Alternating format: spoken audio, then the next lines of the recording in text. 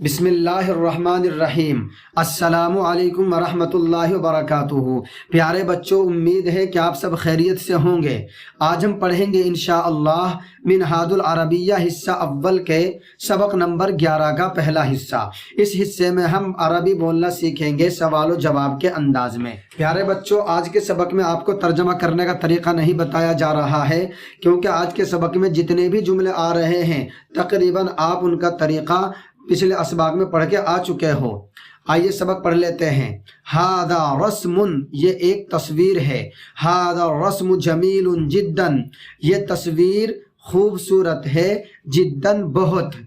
تو تنوین والے لفظ کا ترجمہ بعد میں ہی کریں گے، اور جب کسی جملے کے اندر کسی چیز کی زیادتی کو بتانا مقصود ہوتا ہے تو آخر میں جداً کا لفظ لے آتے ہیں۔ تو ترجمہ کریں گے ہذا الرسم جمیل جداً، یہ تصویر بہت خوبصورت ہے۔ ما فی الرسم یا عزیزو، یا عزیزو کا معنی ہے پیارے، اور ترجمہ کرتے ہیں اے پیارے، یوں بھی کر لیتے ہیں۔ تو سب سے پہلے ترجمہ اسی کا کریں گے، اے پیارے۔ ما فی الرسم، تصویر میں کیا ہے؟ فی الرسم قفص، تصویر میں ایک پنجرہ ہے۔ ما فی القفص، پنجرے میں کیا ہے؟ فی القفص طائر، پنجرے میں ایک پرندہ ہے۔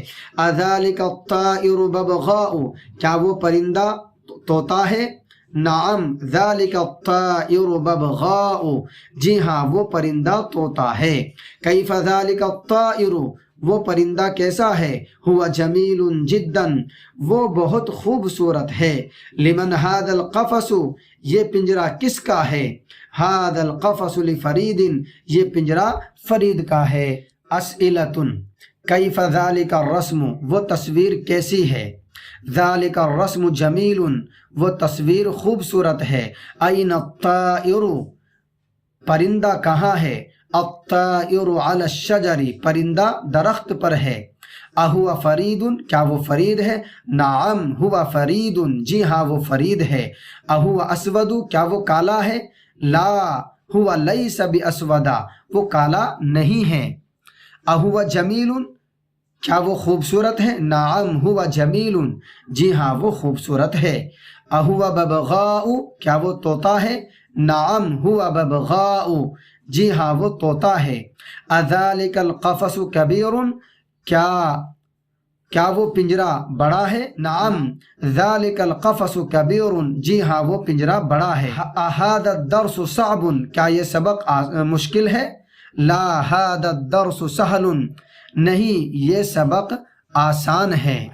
آئیے آج کے سبق میں جو الفاظ آئے ہیں ان الفاظ کے معنی بھی یاد کر لیتے ہیں۔ ھذا یہ، ذالک وہ، رسم ایک تصویر، الرسم تصویر، فی میں، یا عزیزو اے عزیز اے پیارے، لیسا نہیں ہے، قفص ایک پنجرہ، القفص پنجرہ، طائر ایک پرندہ، الطائر پرندہ، ببغاء ایک طوطا، نعم جی ہاں، لا نہیں، کیفا کیسا کیسے، جمیل خوبصورت، جداً بہت، لمن کس کا کس کے لیے، فرید فرید، این کہاں، سہل آسان، علی پر، الشجرۃ درخت، اہوا کیا وہ، اسود کالا سیاہ، کبیر بڑا، الدرس سبق،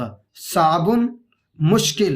پیارے بچوں، ہم نے جو سبق پڑھا ہے اور جن جملوں کے سامنے ہم نے ترجمہ نہیں لکھا تھا ان کا ترجمہ یہاں پر دے دیا ہے، آپ یہاں پر بھی ان کے ترجمے دیکھ سکتے ہیں۔